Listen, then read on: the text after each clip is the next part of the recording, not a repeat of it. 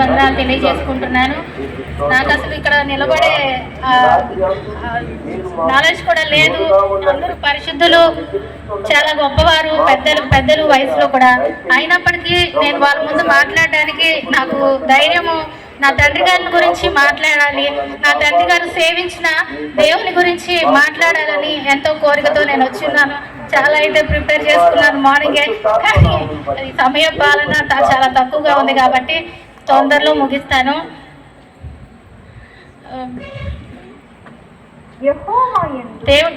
దేవుడు నాన్నగారిని ఎంతో దీవించాడండి. నా తల్లిదండ్రులు నాకు చాలా మంచి కుటుంబాన్ని ఏర్పాటు చేశారని చెప్పడానికి ఎంతో గర్వపడుతున్నాను.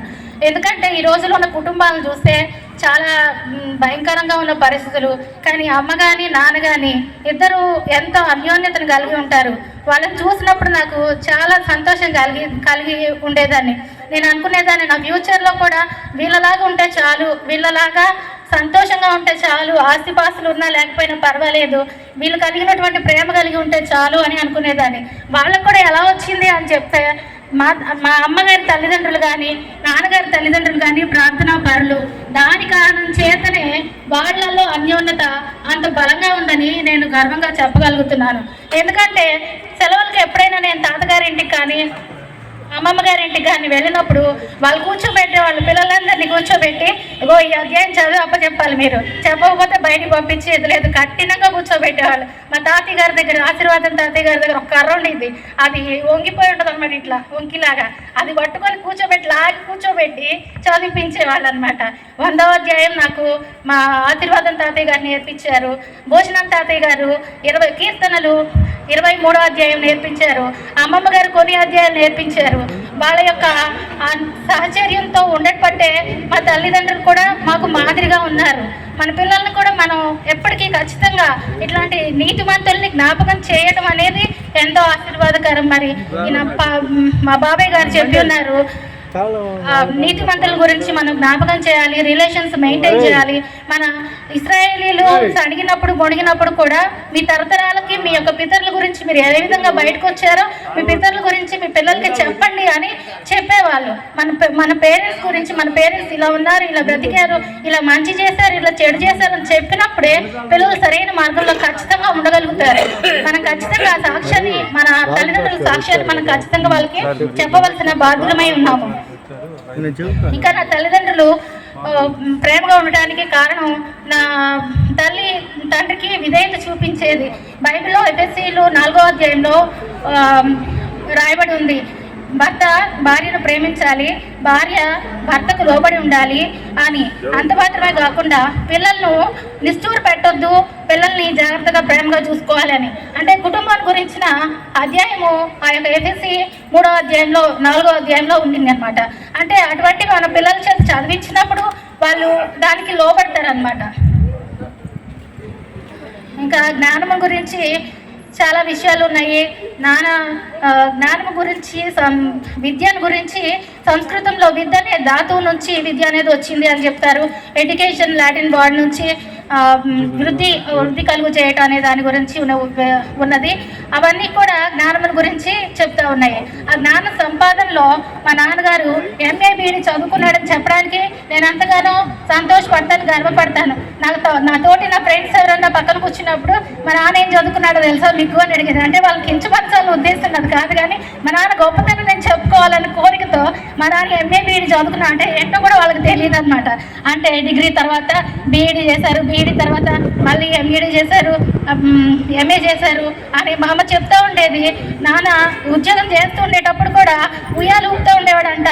అక్కని అన్నయ్యని ఇద్దరిని చెరొక చేత్తో ఉయ్యాలు ఊపుతూ చదువుకునేవాడంట. అంటే బాధ్యతలు చేస్తూనే ఆయన చదువుకుంటూ ఉన్నాడు. అంటే ఆయనకి చదువు మీద అంత శ్రద్ధ ఉన్నదని జ్ఞాపకం చేస్తున్నాను అనమాట. అట్లా చదువుకున్నాడు.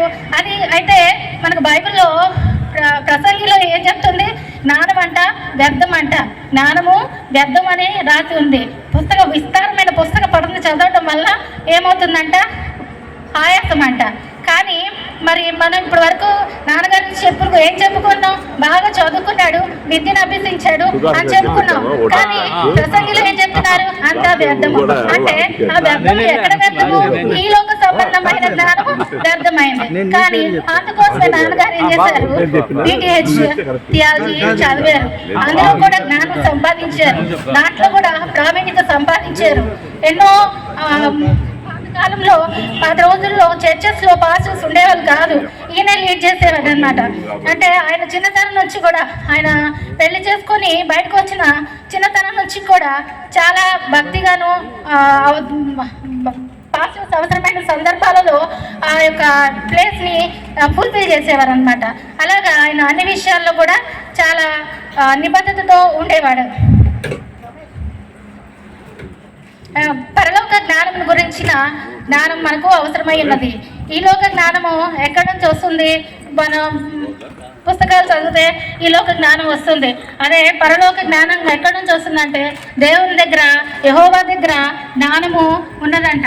మనం ఆయన అడిగితే యాకోబు గ్రంథంలో 1వ అధ్యాయం 1వ వచనం 5వ వచనంలో చెప్పిన విధంగా జ్ఞానము దేవుని దగ్గర ఉన్నది.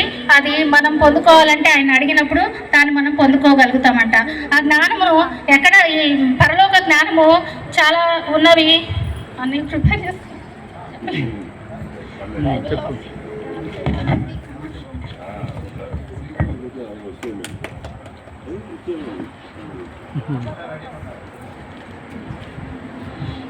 పైనుండి వచ్చే జ్ఞానము మొట్టమొదట పవిత్రమైనది, సమాధానకరమైనది, మృదువైనది, సులభముగా లోబడినది, కనికరముతోనూ మంచి ఫలములతోనూ నిండుకొనిది, పక్షపాతం లేనిది, వేషధారణైన లేనిది. ఇలాంటివన్నీ పైనుండి వచ్చు జ్ఞానాలు. కాబట్టి మనం ఈ లోక జ్ఞానాలు కాదు కానీ దేవుని యొద్ద నుండి వచ్చిన పరలోక జ్ఞానాన్ని ఆశ్రయించాలి. నాన్న కూడా అలాంటి పరలోక జ్ఞానానికి సంబంధించిన జిజ్ఞాస కలిగిన వ్యక్తి. అందుకనే పాస్టర్ టీచర్ పనితో పాటు పాస్టర్ ట్రైనింగ్ కూడా చేసి పాస్టర్గా తన యొక్క రిటైర్మెంట్ అనంతరం తన యొక్క బాధ్యతలను చాలా వరకు చేసి ఉన్నారు. అలాగే పౌలు గారు చెప్పారు, శ్రమలోను, బాధలోను, కష్టంలోను, సంతోషంలోను నేను దేవుణ్ణి సేవించాను అని. అలాగే యోసేపు వలె యవనేశ్వరుల నుంచి పారిపోయాడు. ఆయన చిన్న వయసులోనే జాబ్ వచ్చినప్పుడు వివాహం కాలేదంట. ఇంకా అప్పుడు చాలామంది అమ్మాయిలు నాన్నగారు వెంట పడేవారంట, నన్ను పెళ్లి చేసుకో అని. అప్పుడు నాన్నగారు మా తాతయ్య దగ్గరికి వెళ్ళి నాకు వివాహం చేయండి అని చెప్పి అడిగాడంట. అవకాశం ఉన్నప్పుడు ఆయన ఆ యవనేశ్వరుల నుంచి పారిపోయాడు. యోసేపు వలె తన యవనేశ్వరుల నుంచి కాపాడుకున్నాడు, పారిపోయాడు యవనేశ్వరుల నుంచి. దావీదు వలె అధికంగా ఉన్నందువల్ల దేవుని నేను మర్చిపోతానేమో, ఆ తక్కువైనందువల్ల దొంగనై దూషిస్తానేమో అని దేవుడు నా తండ్రి గారు తగుమాత్రపు సంపద కలిగి ఉండాలని కోరుకున్నాడు. దానియేలు వలె ప్రార్థించేవాడు. వేకువనే ప్రార్థించడం అంట చాలా ఆశీర్వాదకరం అంట. వేకువనే నా తండ్రి నేను లేవకముందే నాకంటే ముందే లేచి ప్రార్థన చేస్తూ ఉండేవారు. పౌలు వలె శ్రమలోను, నిందల్లోను, కలిమిలోను, లేమిలోను పనిచేశారు. ఇంకా పౌలు గారు అంటే డేరాలు కుట్టుకొని పనిచేసేవారంట.